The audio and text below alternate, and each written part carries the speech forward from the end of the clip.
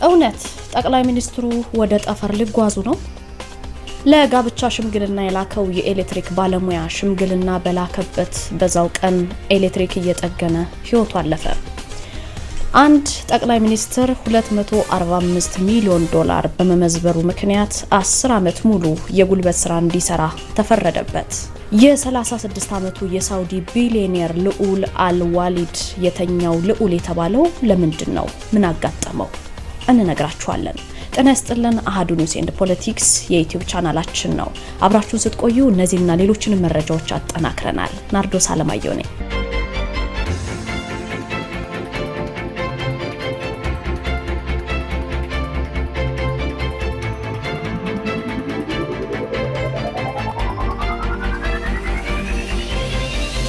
በተለያዩ የማህበራዊ ሚዲያ ድረገጾች ላይ የጠቅላይ ሚኒስትር ዶክተር አብይ አህመድ መረጃ ሲዘዋወር ነበረ። ጠቅላይ ሚኒስትሩ ወደ ጠፈር ሊጓዙ ነው ተብሎ እየተሰራጨ ይገኛል። መረጃው እንደሚለው እንግዲህ ሚኒስትሩ ጠፈር ላይ ለዓለም ሕዝብ የሰላም መልእክት ለማስተላለፍ አቅደዋል ነው ያለው። በዚሁ በሶሻል ሚዲያ የጉዞ እቅዱ ከተሳካ እንግዲህ የኢትዮጵያውን ጠቅላይ ሚኒስትር ወደ ጠፈር የተጓዙ የመጀመሪያው የዓለማችን መሪ እንደሚያደርጋቸውም ነው የተነገረው።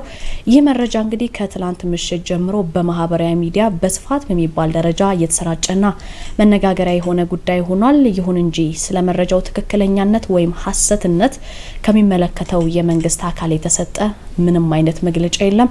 ከትላንት ምሽት ዛሬ እስካለንበት ዕለት ድረስ በሰፊው እየተዘዋወረ የሚገኝ መረጃ ነው። በሚመለከተው አካል ግን የተሰጠ ምንም አይነት መግለጫ የለም። ወደ ቀጣዩ መረጃ ስናልፍ ለጋብቻ ሽምግልና የላከው የኤሌክትሪክ ባለሙያ ሽምግልና በላከበት በዛው ቀን ኤሌክትሪክ ሲጠግን ህይወቱ አልፏል።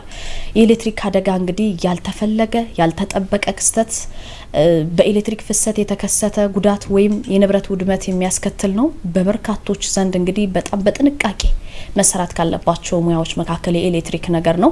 የኤሌክትሪክ አደጋዎች እንግዲህ ከጠበቁት በላይ በጣም የተለመዱ ሆነዋል። በተለምዶ እንግዲህ የኤሌክትሪክ አደጋዎች የሚከሰቱት ያው ከውሃ ጋር በመገናኘት በብልሽት መስመር በዝርጋታ የኤሌክትሪክ መሳሪያዎችን ደግሞ ለመጠገን በመሞከር እንዲሁ በድፍረት ለመጠገን ስንሞክር የተላጡ ገመዶችና የተበላሹ መሰኪያው ሶኬቶቹ እነዚህ እንግዲህ የኤሌክትሪክ እቃዎቹ ከመጠን በላይ ጥቅም ላይ ሲውሉ ጭምር አላግባብ ጥቅም ላይ ሲውሉ በጣም አገልግለው መቀየር ሲገባቸው ሳይቀየሩ ሲቀሩ በተበላሹ ገመዶች እንግዲህ አደጋዎች ሊከሰቱ ይችላሉ። እነዚህ ዋና ሞት ድረስ የሚያደርሱ አደጋዎች ናቸው። ይህን መከላከያ እንግዲህ ምንድነው መደረግ ያለበት? እንግዲህ ያሉትን ገመዶች በቤት ውስጥ የኤሌክትሪክ አደጋዎችን ለመቀነስ በባለሙያ ማስፈተሽ ይጠበቅብናል። የተበላሹ መሳሪያዎችን ደግሞ በጭራሽ አለመጠቀም ነው። መገልገያዎችንም ቢሆን በጥንቃቄ መንቀል ነው። ሶኬቶችን ከመጠን በላይ ቻርጅ በመናደርግ ጊዜ ወይም ደግሞ ሌላ በኤሌክትሪክ የምንሰራቸው ስራዎች ሲኖሩ ከመጠን በላይ አለመጫን፣ መገልገያዎችንም ከውሃ ማራቅ የሚመከሩ ነገሮች ናቸው በዘርፉ ባለሙያዎች። እንግዲህ በዚህ አደጋ እንግዲህ ሰርጌን አደርጋለሁ ብሎ እየተዘጋጀ በነበረበት ጊዜ በትላንትናው ዕለት አንድ ወጣት ህይወቱ አልፏል። በሐረር ከተማ እንግዲህ የኤሌክትሪክ ጥገና ለማድረግ በመስክ ስራ ላይ የነበረው ያሬድ ጌታቸው የተባለ ልጅ የኤሌክትሪክ ቴክኒሻን ነው። የወጣበት ስራም የኤሌክትሪክ ምሰሶ ለመቀየር ነበረ። ነገር ግን የኤሌክትሪክ ምሰሶ በመውደቁ ህይወቱ ወዲያውኑ አልፏል። እንግዲህ የሐረሪ ክልል ፖሊስ ዋና ጠቅላይ መምሪያ የኮሙኒኬሽን ጽህፈት ቤት ኃላፊው እንግዲህ ለብስራት ተናግረዋል። ግለሰቡ የኤሌክትሪክ አገልግሎት ሐረር ቅርንጫፍ ሰራተኛ ነበረ። ሐረር ከተማ አማሬሳ አካባቢ ነው ኤሌክትሪክ መቋረጡ በደረሰው ሪፖርት መሰረት ለጥገና በመስክ ስራ ላይ እንዳለ እዛው በወጣበት 11 ሜትር የሚረዝም የኤሌክትሪክ ፖል በመውደቁ አደጋው የደረሰበት በዚህ ወጣት ሙሽራ ማለት ነው። ቴክኒሻኑ እንግዲህ ከፖሉ ላይ እንደወደቀ ህይወቱን ለማትረፍ በሐረር ጠቅላላ ሆስፒታል ርብርብ ሲደረግለት ነበረ። በተቻለ መጠን ርብርብ ተደርጎለታል። ህይወቱን ማትረፍ ግን ሳይቻል መቅረቱ ነው የተጠቆመው። ወጣቱ ኤሌክትሪክ ቴክኒሻን በ1983 በሐረር ሽንኮር ነው ተወልዶ ያደገው።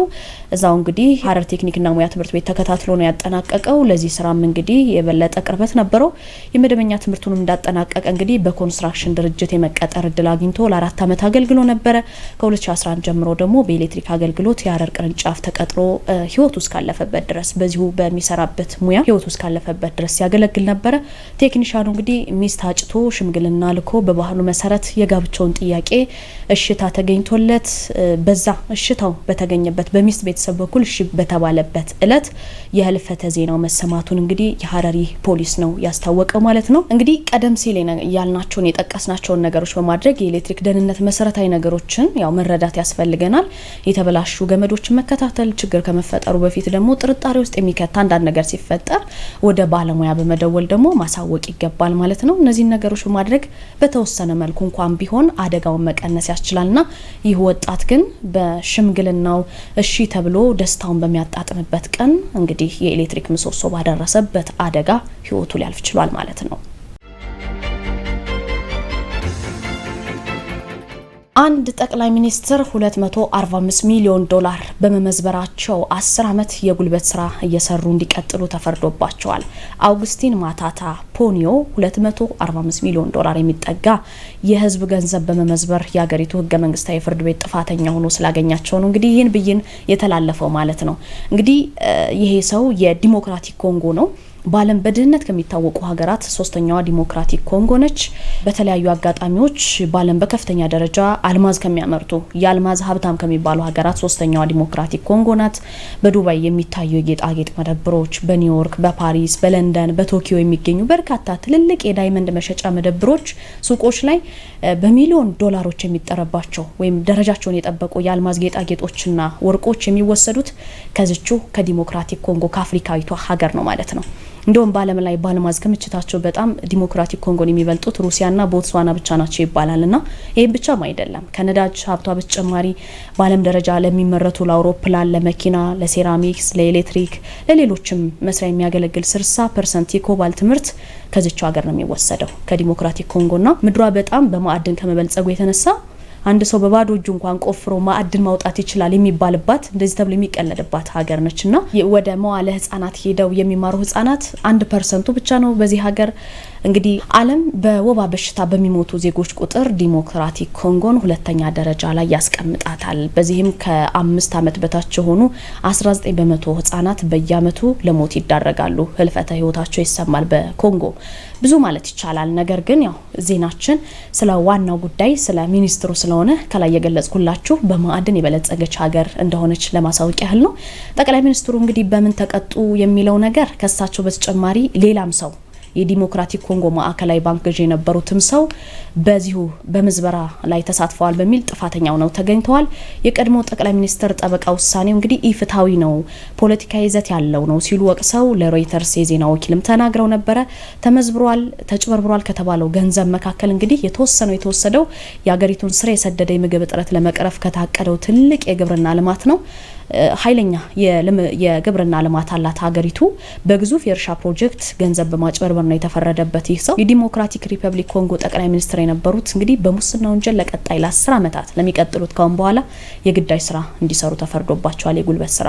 እንግዲህ የማታታ ጠበቃ ለሮይተርስ ለሌሎች ሚዲያዎች ዘግበዋል። በነገራችን ላይ ከሮይተርስ ውጪ በዋነኝነት ግን ለሮይተርስ እንደተናገሩት ውሳኔው ኢፍትሃዊ ነው፣ ፖለቲካ ይዘት ያለው ነው እንጂ ከገንዘቡ የተወሰደው አገሪቱ ስር የሰደደ ምግብ እጥረት ስላለባት ያንን ለመቅረፍ አስበን ነው ሙስና የሚለው ልክ አይደለም ሲሉ አስተባብሎ ነበረ። እንግዲህ ይህ ሰው ከ2012 እስከ 2016 የዲሞክራቲክ ሪፐብሊክ ኮንጎ ጠቅላይ ሚኒስትር ሆነው ያገለገሉ ነበሩ። አሁን የሀገሪቱን አመራርና አስተዳደር ለልማት ፓርቲ ወይም ኤልጂዲ የሚባለውን በመምራት ላይ ናቸው። ከጠቅላይ ሚኒስትርነታቸው በፊት ደግሞ የፋይናንስ ሚኒስትር የነበሩና በወቅቱ የሀገሪቱን ኢኮኖሚ በማረጋጋት ረገድ ከዓለም አቀፍ ገንዘብ ድርጅት አድናቆትን ያገኙ በደንብ ሲመሰገኑ የነበሩ ሰው ናቸው። ማዕከላዊ ባንክ ገዢ የነበሩት እንግዲህ በተመሳሳይ እንደዚሁ የክስ መዝገብ ለጠቅላይ ሚኒስትር ለነበረው ሰው 10 ዓመት ላይ የተፈረደባቸው በውሳኔው ላይ በይፋ የሰጡት አስተያየት ግን ምንም ነገር የለም፣ ዝምታን የመረጡ እስካሁን ድረስ። የዩናይትድ ስቴትስ የውጭ ጉዳይ ሚኒስትር እንግዲህ በዲሞክራቲክ ኮንጎ የግዳጅ ስራ ህጋዊ ነው፣ ሁለቱም ሰዎች የግዳጅ ስራ ዘመናቸው ካበቃ ለ5 ዓመታት ያህል ከህዝብ አገልግሎት ታግደው እንደነበረ ነው የዜና ወኪሎች የዘገቡት። በ2023ም በዲሞክራቲክ ሪፐብሊክ ኮንጎ ፕሬዚዳንት ፍሊክስ የምርጫ ቀስቀሳ ያደረጉት ማታታ ክሱን ውድቅ አድርገው ነበረ። የሮይተርስ የዜና ወኪል እንግዲህ በአፍሪካ ትልቁ የግብርና ኢንቨስትመንት ኢንቨስትመንቶች አንዱ ሲሆን የአፍሪካ ልማት ባንክ ቡድን ለ22000 ሰዎች የስራ እድል ይሰጣል ተብሎ የሚጠበቅ ነው። ይሄ በዲሞክራቲክ ሪፐብሊክ ኮንጎ ከ30 ዓመታት በላይ በግጭት ስትታመስ ከ1994 በተለይ የሩዋንዳ የዘር ጭፍጨፋ ወዲህ በዲሞክራቲክ ሪፐብሊክ ኮንጎ ላስከፊ የምግብ ዋስትና ችግር ላሉ 28 ሚሊዮን ሰዎች እፎይታ ለመስጠት ታስቦ ነበር። ነገር ግን ሀገሪቱ ይህን ጠቅላይ ሚኒስትር ለቀጣይ 10 ዓመታት የጉልበት ስራ መስራት እንዲቀጥል ፍርድ ሰጥታዋለች ማለት ነው። ለቀጣይ 10 ዓመታት ይሄ ፍርድ ከተፈረደ ለሚመጡት የፊታችን 10 ዓመታት የጉልበት ስራ እንዲሰራ ፈርደውበታል ማለት ነው። ወደ ሌላኛው መረጃችን አለፍን። ለ20 ዓመት በእንቅልፍ ውስጥ ያለው የሳውዲው ልዑል ብዙዎቹ መነጋገሪያ አድርገውት ነበረ። የ36 ዓመቱ የሳውዲ ቢሊዮነር ልዑል አልዋሊድ የተኛው ልዑል ተብሎ ተጠርቷል። በአንድ የህይወት አጋጣሚ ነው በ2005 ዓ.ም በደረሰበት ኃይለኛ የመኪና አደጋ ኮማ ውስጥ ገባ። በ2025 እንግዲህ ይፈጠራል ብሎ አላሰበም። እንደተለመደው በሰላም ወጥቶ በሰላም ለመግባት ነበር የወጣው። እንግዲህ በወታደራዊ ኮሌጅ የተማረ በነበረበት ወቅት ነው ይሄ አሰቃቂ አደጋ ለንደን ውስጥ የደረሰበት። ከዛ በኋላ ያምሮ ጉዳት ደረሰበት። በዛ ምክንያት ኮማ ውስጥ ገባ ማለት ነው። ይሄ ልጅ የምትመለከቱት የእንቅልፍ ልዑል እስከመባል ድረስ ይታወቃል። ሰዎች ሁሉ ጊዜ ያው በንጉሳዊ ቤተሰቦች አስደናቂ ህይወት ይማረካሉ አይደለ? የብሪታንያ ንጉሳዊ ቤተሰብ፣ የሳውዲ ንጉሳዊ ቤተሰብ ሲባል ብቻ ሰዎች ቀልብን ይስባል። የዛን ቤተሰብ ምንነት ማወቅ ይፈልጋሉና ህይወታቸው ብዙውን ጊዜ በቅንጦት፣ በዝና፣ በደስታ፣ በጥቅም የተሞላ ይመስላል። ነገር ግን በቤተ መንግስታቸው ወርቃማ ግንብ ጀርባ አንዳንድ የንጉሳዊ ታሪኮች አንዳንድ ጊዜ በማይታሰብ ሀዘን ውስጥ በማይታሰብ ዱብዳ ውስጥ ይጻፋሉ። ያ ሁሉ ነገር ያው ሁሌም ደስታ ሀሴት ይኖራል ማለት አይደለም። በጣም ልብ ከሚሰብሩ ታሪኮች ውስጥ አንዱ የሳውዲው ልዑል ወጣቱ የምትመለከቱት አልወሊድ ቢን ካሊድ ቢን ታላል ነው። አሁን የእንቅልፉ ልዑል በመባል ቅጽል ስም ይታወቃል። እንግዲህ የሳውዲ አረቢያ መስራች ንጉስ አብዱልአዚዝ የልጅ ልጅ ልዑል አልዋሊድ በሪያድ የህይወት ድጋፍ እያገኘ ቀጥሏል።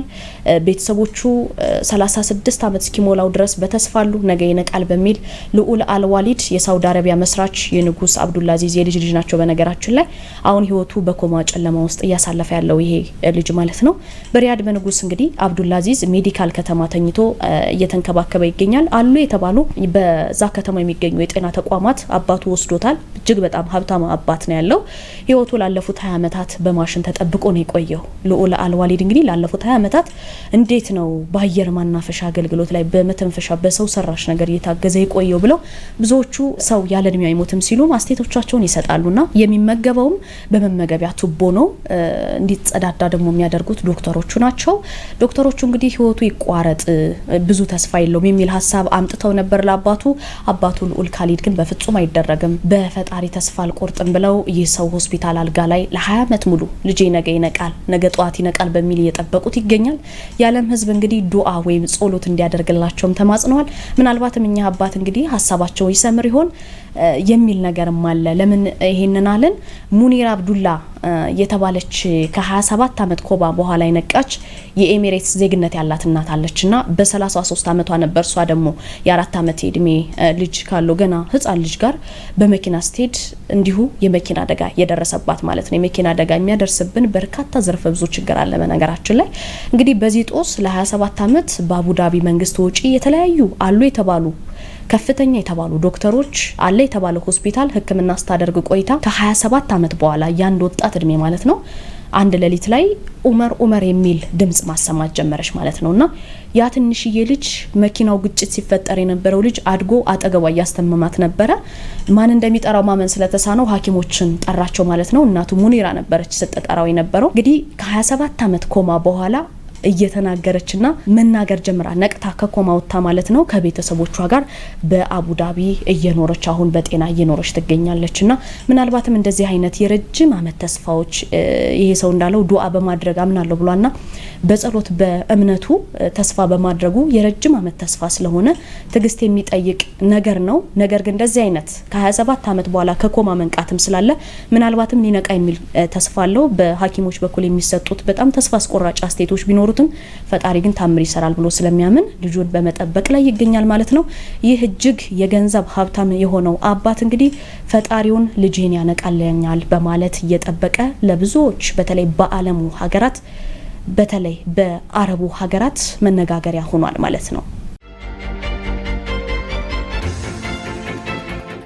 በእኔ በኩል የነበሩት ዋናውና መረጃዎች የተወደዳችሁ ተመልካቾቻችን እነዚህ ነበሩ። አሁን ደግሞ ወደ አሃዱ ስቱዲዮ እንደተለመደው ወስዳችኋለሁ።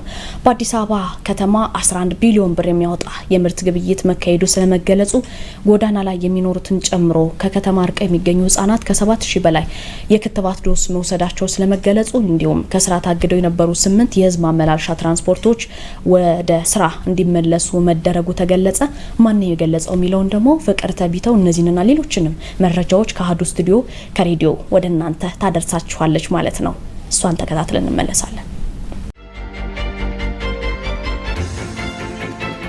ልሳኑን እያስደመጥኩ ፍቅርተ ቢተው አብረናችሁ እስከ 3 ሰዓት ድረስ እንዘልቃለን። አንኳር ዘገባዎቹ ቀዳሚ ናቸው። የኢኮኖሚ ማነስ የኤሌክትሪክ ኃይልን በሚፈለገው ልክ ተደራሽ ለማድረግ ተግዳሮት መሆኑ ተገልጿል። የኤሌክትሪክ ኃይል ተደራሽ ከማድረግ አንጻር የሚመለከተውን አካል አሃዱ ጠይቋል። የኢትዮጵያ ኤሌክትሪክ ኃይል የኮሚኒኬሽን ዳይሬክተር አቶ መጎስ መኮንን በምላሻቸውም ሀገሪቱ ያለችበት የኢኮኖሚ ደረጃ ማነስ ለችግሩ ዋና ምክንያት ነው ብለዋል። የዜጎች አሰፋፈር የተበታተነ መሆኑ አንዱ ተግዳሮት መሆኑን አንስተው የኤሌክትሪክ መሰረተ ልማት በተራራ ቦታ ለማድረስ አመቺ አይደለም ነው ያሉት። በዚህም በአጠቃላይ ካለው ህዝብ 78 ከመቶ የሚሆነው የኤሌክትሪክ ኃይል ከግሪድ ማግኘት የሚችል ሲሆን 22 ከመቶ ማግኘት እንደማይችልም ገልጸዋል። ከግሪድ የራቁ አካባቢዎች ከፀሐይ ኃይል ማግኘት እንዲችሉ ለማድረግ ጥሩ አማራጭ እንደሆነ ነው ያነሱት። በአጠቃላይ በሀገር አቀፍ ደረጃ ያለው የኤሌክትሪክ ተጠቃሚነት ከ55 ከመቶ በላይ እንደሚሆንም ተገልጿል። ቡናን ጨምሮ ከ92,000 በላይ እጽዋት ጥበቃ እየተደረገባቸው መሆኑ ተገለጸ። የኢትዮጵያ ብዝሃ ህይወት ኢንስቲትዩት ከ92,000 በላይ ብርቅዬ የሆኑ እጽዋትን በሳይንሳዊ መንገድ የመጠበቅ ስራ እየሰራ መሆኑን አስታውቋል። እጽዋቱን ለመጠበቅ በርካታ ስራዎች እየተሰራ መሆኑን የተናገሩት የኢትዮጵያ ብዝሃ ህይወት ኢንስቲትዩት ምክትል ዋና ዳይሬክተር አቶ አብዮት ብርሃኑ ናቸው።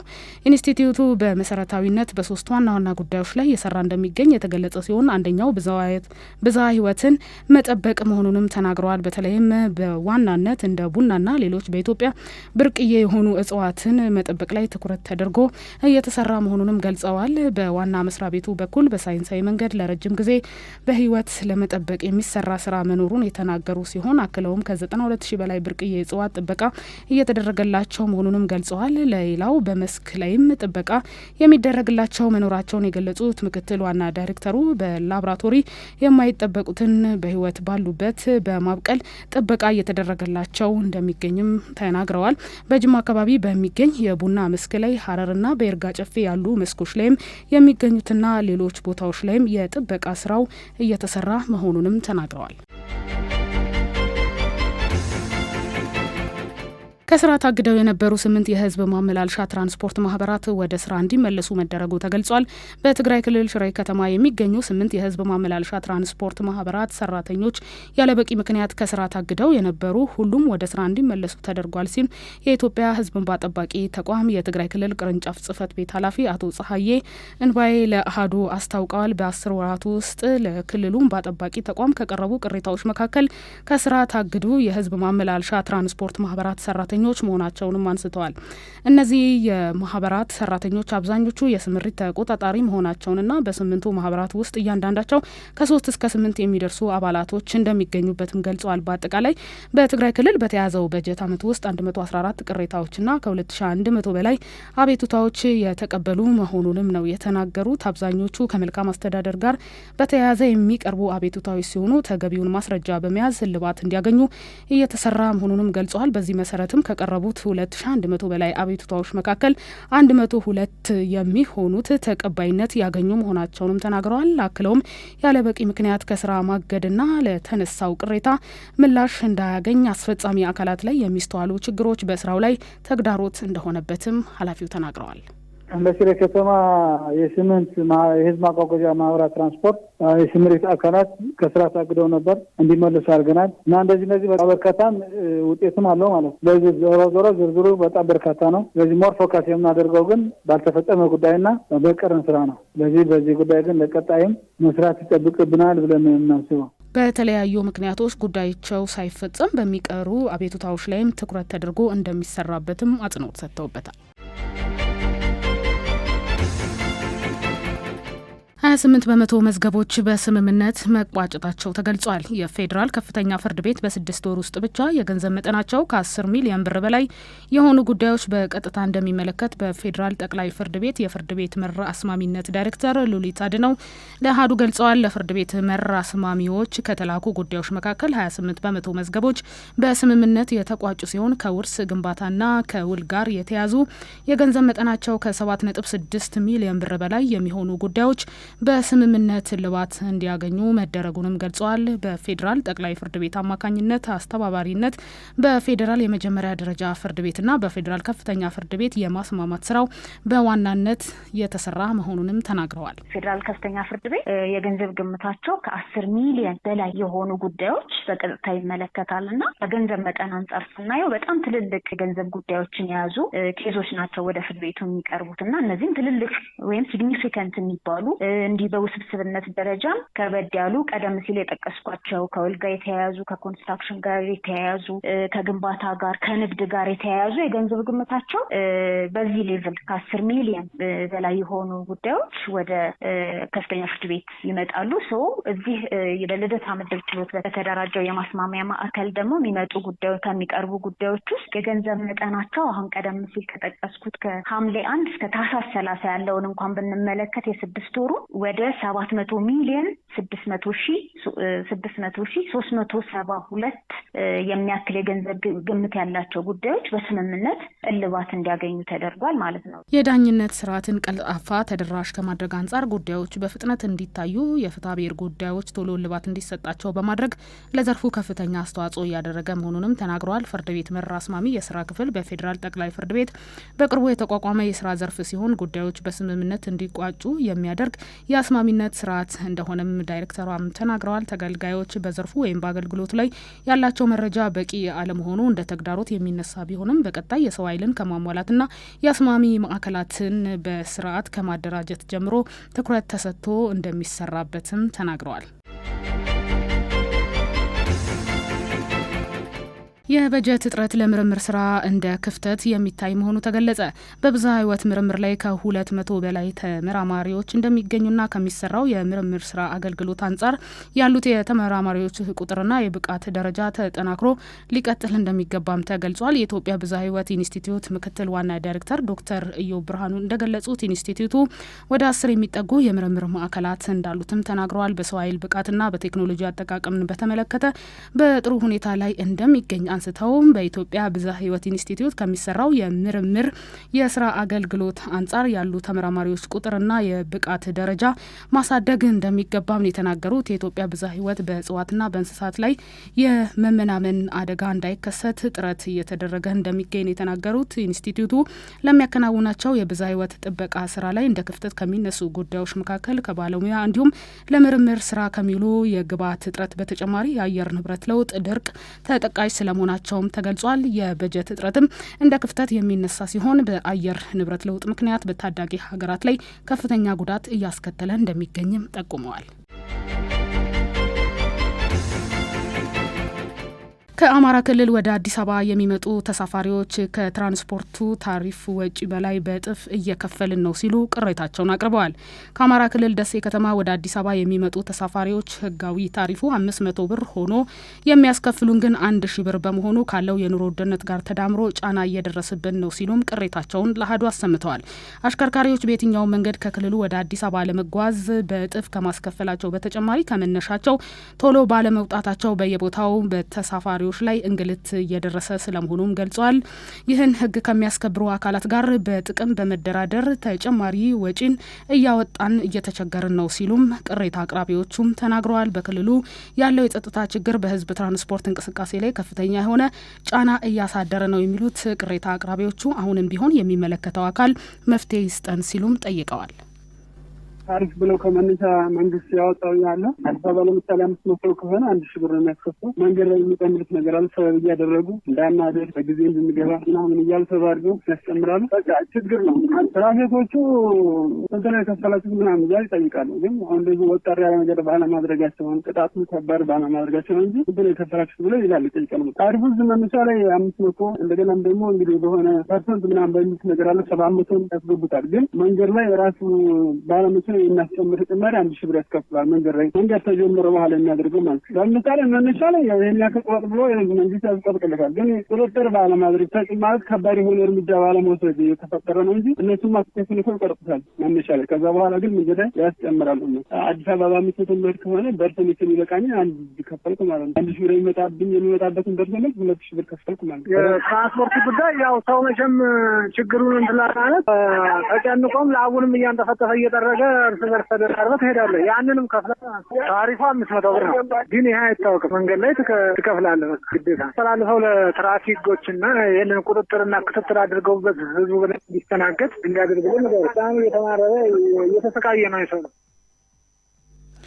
አህዱ በዚህ ጉዳይ ላይ የሚመለከተውን አካል አነጋግሯል። በዞን ውስጥ ካሉ 40 መናኸሪያዎች መካከል የደሴ ከተማ አንዱ መሆኑን የገለጹት የደቡብ ወሎ ዞን ትራንስፖርት ጽሕፈት ቤት የትራንስፖርት አገልግሎት ስምሪት ቡድን መሪ አቶ ሀብታሙ ለማ በአሁኑ ሰዓት ከደሴ አዲስ አበባ አገልግሎት እየሰጠ ያለነው በህጋዊ መንገድ ከመናኸሪያ መውጫ ተሰጥቷቸው ነው ሲሉም ተናግረዋል። ነገር ግን አንዳንድ ዘላቂ ያልሆኑ አነስተኛ ተሽከርካሪዎች በመኖራቸው ከታሪፍ በላይ የሚያስከፍሉ ሊኖሩ እንደሚችሉም ተናግረዋል።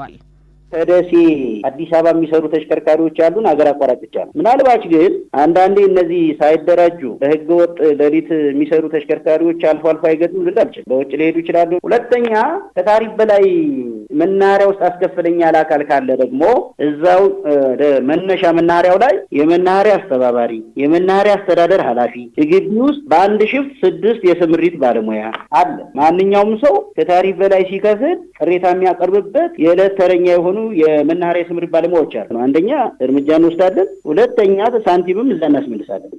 ተሳፋሪዎች ከታሪፍ በላይ ሲጠየቁ መናኸሪያ ውስጥ ባሉ 6 የስምሪት ቡድን ባለሙያዎች ስላሉ ማንኛውንም ቅሬታ ያለው ተሳፋሪ ማቅረብ እንደሚችልና በአሽከርካሪውም ላይ እርምጃ እንደሚወሰድም አቶ ሀብታሙ ጠቁመዋል።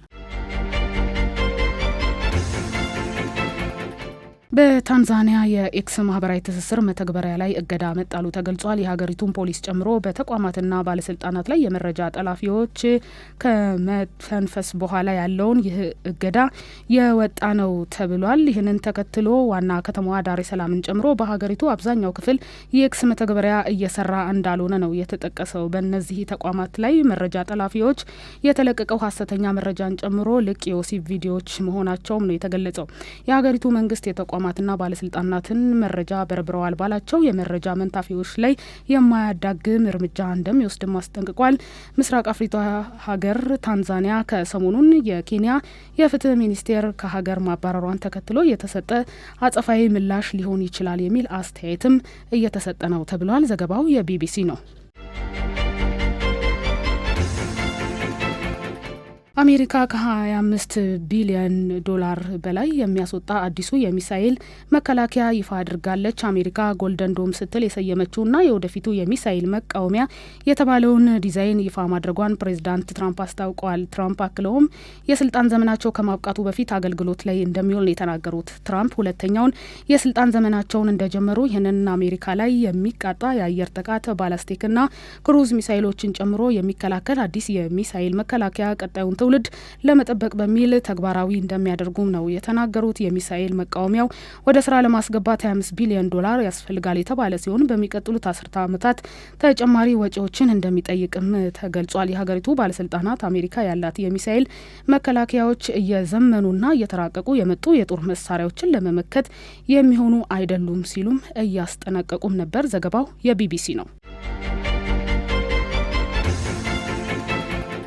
በቡርኪና ፋሶ በወታደሮች ላይ ለደረሰው ጥቃት አልቃይዳ ኃላፊነቱን ወስዳለው ማለቱ ተገልጿል። በሀገሪቱ የሚንቀሳቀሰውና ጂኒም የተባለው የአልቃይዳ ክንፍ ነው። ሎረም በተባለችው የሀገሪቱ ግዛት ለደረሰው የ60 ወታደሮች ግድያ ነው ኃላፊነቱን የወሰደው። የሽብር ቡድኑ ከዚህ ቀደም በማሊና አሁን ላይ ደግሞ በቡርኪና ፋሶ ለደረሰው ጥቃት እኔ ኃላፊነቱን ወስዳለው ማለቱ እያነጋገረ ነው። ቡርኪና ፋሶን ጨምሮ በወታደራዊ አገዛዝ ስር የሚተዳደሩት እንደ ማሊና ኒጀር ያሉ ሀገራት ከታጣቂዎች ጋር በተገናኘ ከፍተኛ ስጋት ውስጥ እንደገቡም ይገለጻል። አሁን ላይ ስለደረሰው ጥቃት ግን የትራኦሪ መንግስት ያለው ነገር የለም። ከምዕራባውያኑ ጋር በገባው መካረር ምክንያት የሀገሪቱ ፕሬዚዳንት ኢብራሂም ትራኦሪ ተደጋጋሚ ግድያ ሙከራ እንደተደረገበት አይዘነጋም። ዘገባው የትሪፖሊ ነው።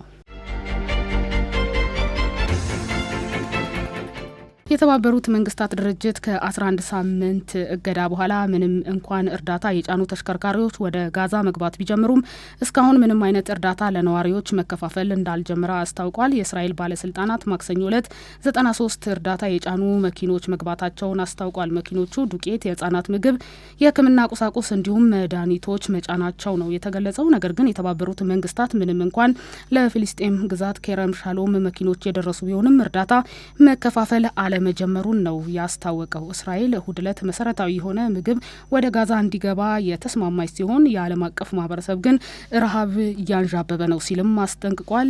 ይሁን እንጂ የዓለም አቀፍ ማህበረሰብ በእስራኤል ላይ የሚያደርገው ጫና እያየለ መጥቷል የተባለው ዘገባው የቢቢሲ ነው።